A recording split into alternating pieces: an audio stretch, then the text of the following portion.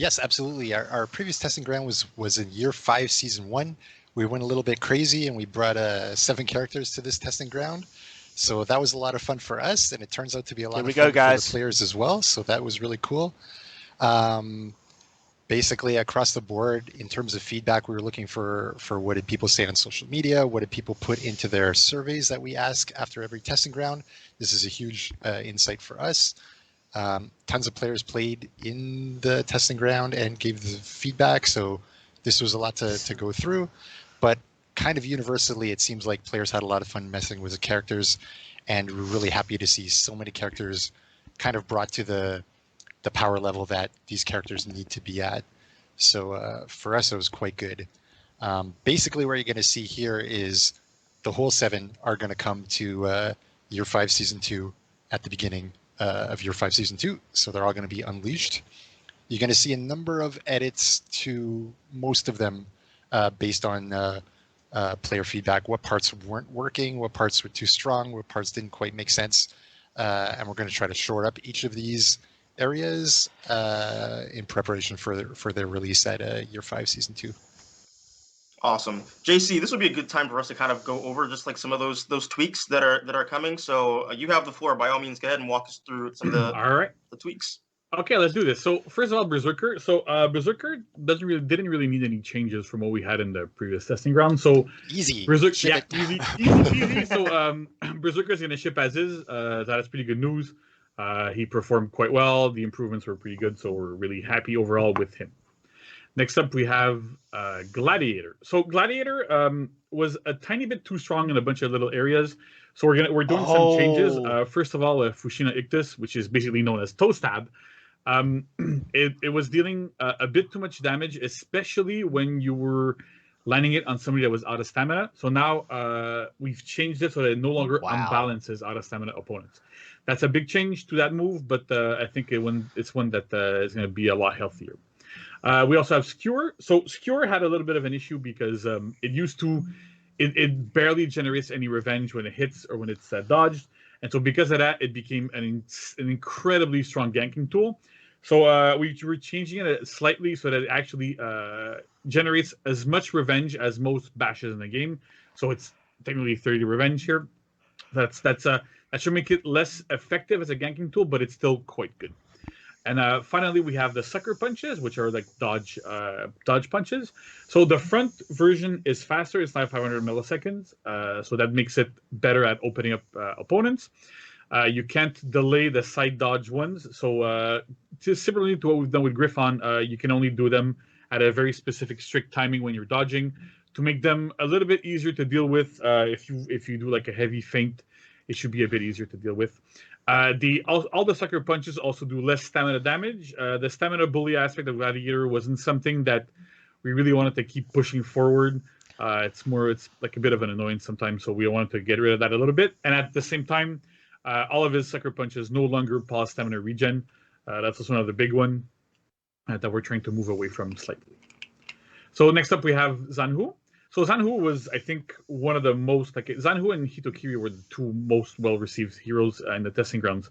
So for Zanhu, there's only 2 small changes we have for him. Basically, the zone attack speed is going back to 600 milliseconds. At 500, it was way too fast. Like, it was incredibly strong. I know it's a matter of some debate, JC. Yeah, a matter of some debate, but a lot of the feedback we've gotten was I'm pretty happy with that. He's now extremely strong in group fights. And part of that was that zone attack was a bit too fast. So back at 6, it's still very good, but it's not as strong as it used to be. And we're also going to keep the side dodge attacks as light parries. We had intended for them to be heavy parries. There was a bit of a glitch, and they ended up staying light parries. And it turns out that they should have stayed light parries because they're them being enhanced now and such. They're much stronger tools. So with that being light parries, they're still kind of harder to react to in parry, so we should be good with that. Still going to be limitless? Yeah, it's still going to be limitless. Nice. All right, so next up is Aramusha. So Aramusha was also pretty good, pretty well received. Like Steph was saying, that they're all well received, so it doesn't really matter.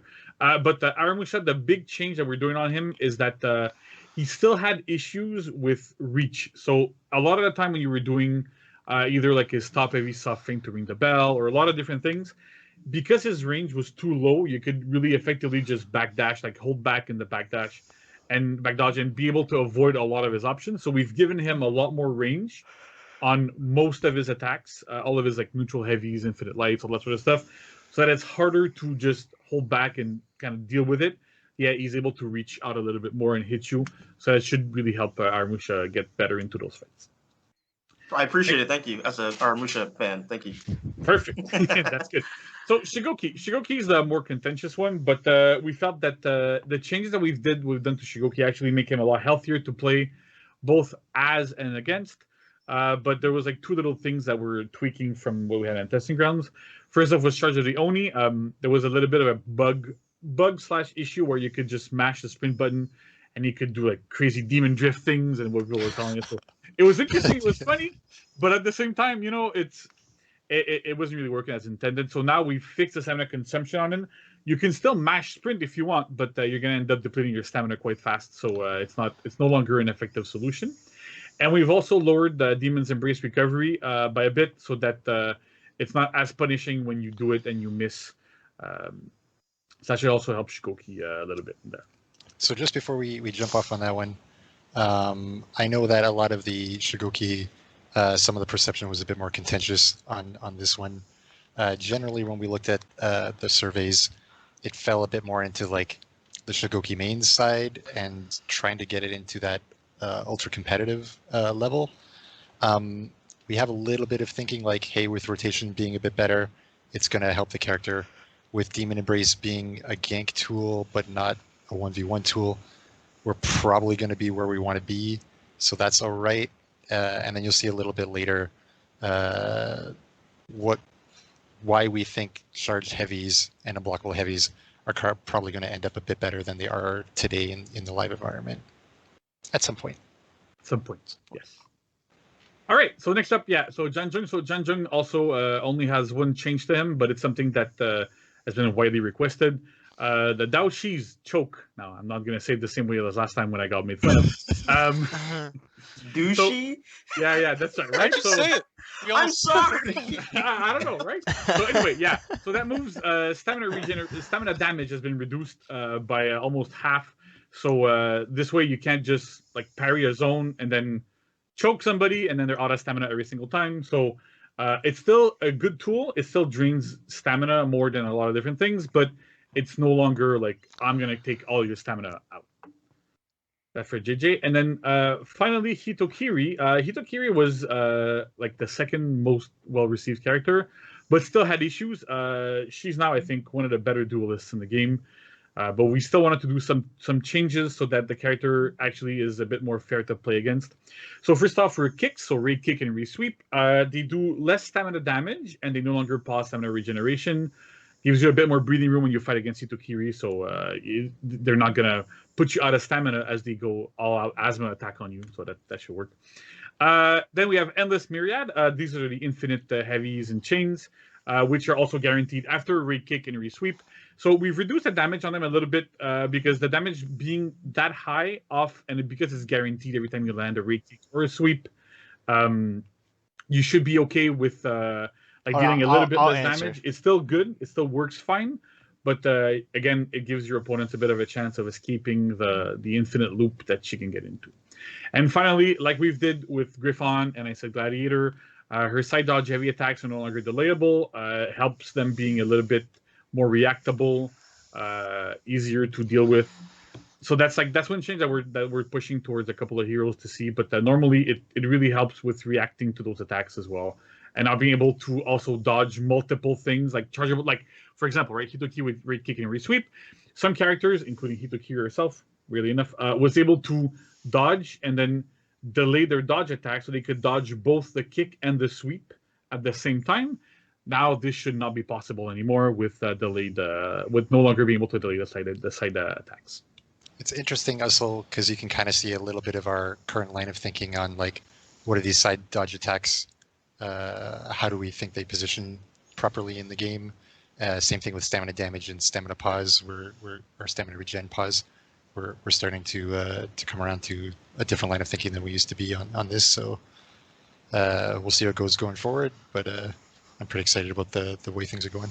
Yeah, the big thing with stamina pause is like when somebody is out of stamina, for example, it's much harder to keep them out of stamina for a long period of time. That really helps. You don't like being gray screen forever? I'm not a huge fan of being green screen forever. I don't know about you there, but it's not the best feeling in the world. Yeah, makes sense. All right, funny. So I think that's it for the changes to the heroes. Right? So we're starting with Orochi. Orochi's right now, like a lot of players are not super happy with the state of Orochi, so all right, here we go. Giving him a little go. Should be really interesting. So that's good. It has to be Orochi, a pretty good character. Raider, Lawbringer, and Shinobi. That has. Oh, there we go. There's Raider. Yeah. So Raider's another character. Oh my gosh! I gotta tell Frog that he's gotten weaker and weaker. So give me some changes to Raider. It has to be Lawbringer. But see, there's a thing here though. Okay. It looks like there's a little bit of space next to Raider. It's not Lawbringer. I'm screaming. Space there. I wonder if somebody could run up to that thing and like bending forward with their arms back or something. I don't know. I don't know who pops up there. I'm really curious. I'm sensing a resident sneaky boy. No, a sneaky boy. Around. I think only Shinobi, no Lawbringer. A Mirage-like person. A Mirage-like person. Let's go ahead and pull him out. Should be. Oh, it's Shinobi. Yeah. No Lawbringer. I think that's our most requested hero to have in testing grounds. Yeah. So so Shinobi's getting quite a few changes.